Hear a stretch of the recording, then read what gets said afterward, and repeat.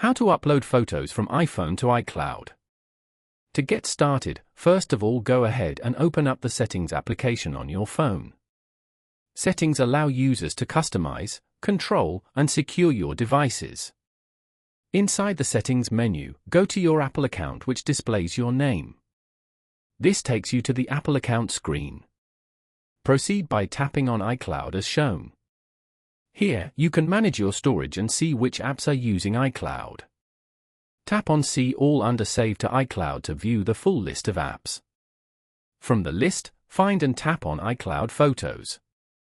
On this page, tap the toggle switch next to sync this iPhone to turn it on.